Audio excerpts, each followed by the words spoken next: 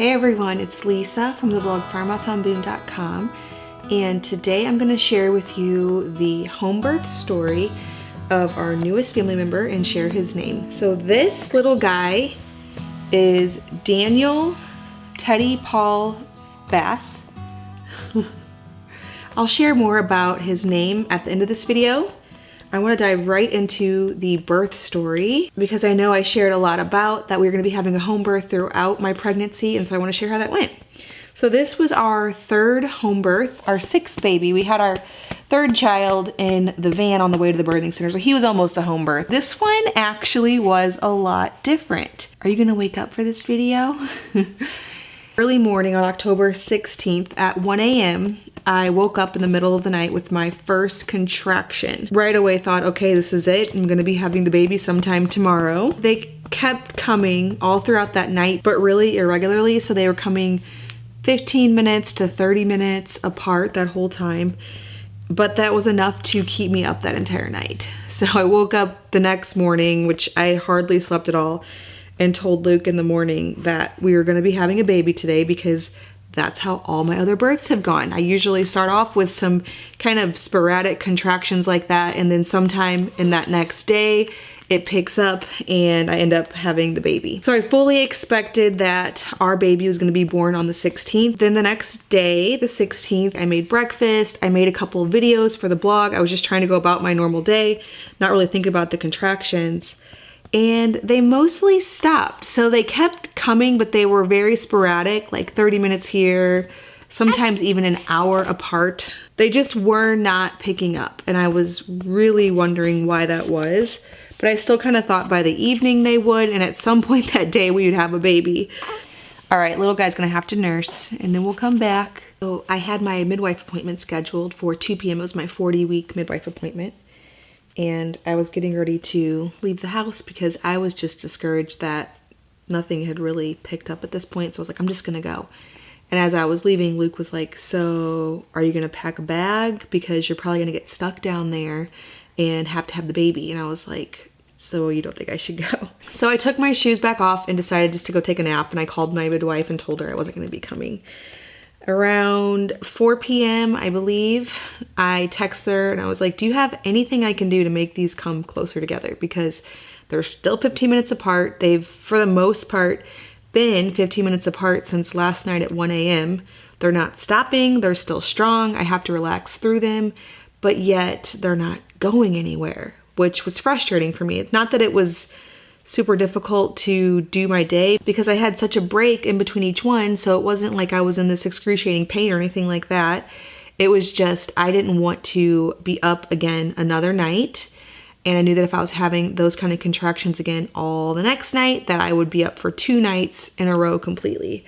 And so she instructed me to do something called the Miles Circuit, which this is something that I just learned about this pregnancy. So I had never heard of this before. And interestingly enough, whenever I was sharing some of my pregnancy updates and telling you guys basically how I normally labor, I normally do the Bradley method, which I'll link Micah's birth story. He was our last home birth in the cards and down below. That way you can hear how a normal Bradley birth goes. Basically the entire time I look like I'm sleeping, I'm fully relaxed, and the contractions are very manageable, and it just makes for a really peaceful birth experience. However, I had some commenters telling me that's great, but if anything ever gets stalled out with your labor, you might need to move positions and do something else. Before this one, I'd had 4 Bradley births. They all worked very textbook. And interestingly, with that comment, this one was one that I needed to figure out something. I started Googling it and I was thinking maybe something was off with the positioning and that's why things weren't progressing. Well, that was what my midwife thought as well, which is why she had me try this Miles Circuit. I will link that below so that you can check out that website so that if you ever find yourself in this situation during your labor where things aren't progressing, you can know what to do. So I did the Miles Circuit. Basically, it's just 3 different positions, each for 30 minutes, and it's supposed to reposition the baby. Contractions just kept coming at the 15 minutes apart. Now, I did read on the website that some people have to do the Miles Circuit more than once to really get the baby in the right position. And so I would say for me, it didn't immediately work to get the baby in the position to make labor increase, but they did keep coming. They still weren't stopping. At this point, Luke had taken Micah over to my in-laws' house because around, I think, 6 p.m., he decided that it looked like I was truly in labor and he didn't want Micah around, because if things got really serious really quickly, we could always put a movie on or something for the older kids, but Micah's a toddler and that wouldn't work. So he brought Micah over to his parents, and by now it was kind of like a thing. So normally I kind of like to almost act like I'm not in labor and not really tell anybody, because it helps me personally to not get worked up about things, just to kind of keep staying relaxed, no big deal. I'm not really in labor. That's kind of what I tell myself. So by him acknowledging that I was in labor, I was almost a little bit annoyed. Now, it turned out to be a very smart decision. We'll see that shortly, but it turned it into a thing where now everybody knew I was in labor. I was getting texts asking how I was progressing, and I wasn't. Things were still just 12 minutes apart, not getting any closer. So I was getting really frustrated because I thought for sure I'd have the baby that day. Around midnight, I noticed they were starting to get closer together, still not, 2 minutes apart, and I'm about to have the baby. But I started keeping a log, and I actually kept a log from 11:52 until 5:39 a.m. So yes, I was up again all night long.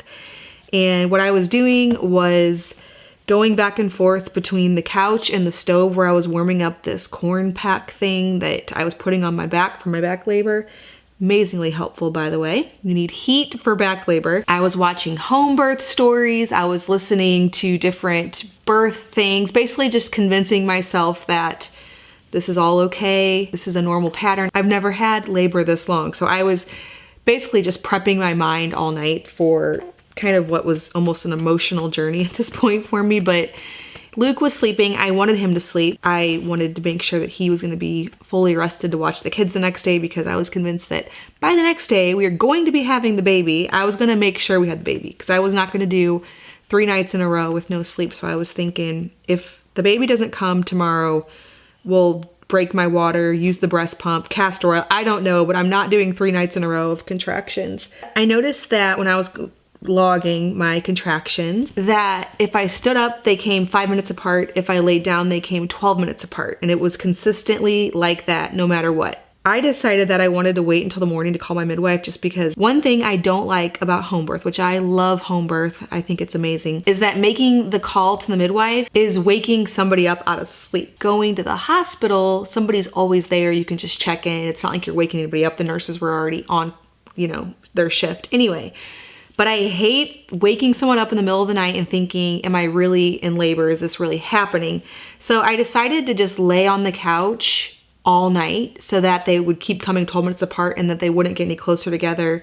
And then all of a sudden, me be pushing and then midwife not be there. So I just basically laid on the couch all night watching birth stories, going back and forth every time my corn pack got cold.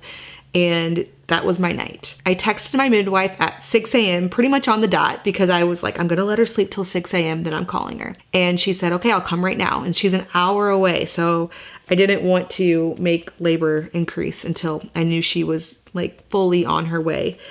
She arrived at 7:10. And so we went upstairs because I was downstairs. She checked, my blood pressure and the baby's heartbeat and all those kind of vitals. And she checked me for dilation, which I've never done in a home birth. I've never had any reason to. It's always like the midwife gets there and then in 30 minutes I have the baby. So she checked me and said I was a 6, possibly a 7, which sounds sort of discouraging knowing that I'd been in labor for like 48 hours at this point, or maybe not 48, 36 hours. But I was actually pretty happy about it because none of the labor at this point had been intense. I needed to relax fully through every contraction, and it was definitely something that was happening. They were strong, all of that, but it wasn't like this unbearable, I can't believe I'm still in labor, except for the just annoyed factor of it. I was happy that those contractions were doing something, but they still weren't doing what my other labors did. And I asked her, is this a positioning thing? because I don't understand why it's not progressing. And she said it almost definitely is a positioning thing. So after she did all those vitals and all that kind of stuff, she got me back in the mile circuit. And this was really helpful for me because I was kind of doing the mile circuit based off of how I saw the positionings on the website, but I couldn't really see myself to see if I was doing them correctly. So it was really reassuring for me to have an experienced midwife who's done the mile circuit tons of times see and make sure. And she was kind of telling me, like, you need to move your legs back a little bit more, you know. She had me in the perfect position. This was now the hardest part of my labor. So up till now, getting to basically a 7, I wouldn't call any part of it painful, just something you needed to relax through. This next part, because I couldn't do my normal Bradley method, I was in, which basically is your butt way high in the air, your chest on the bed. And I said to her, can I at least go down during contractions? And she said, no, you cannot. You have to stay in this position the entire time.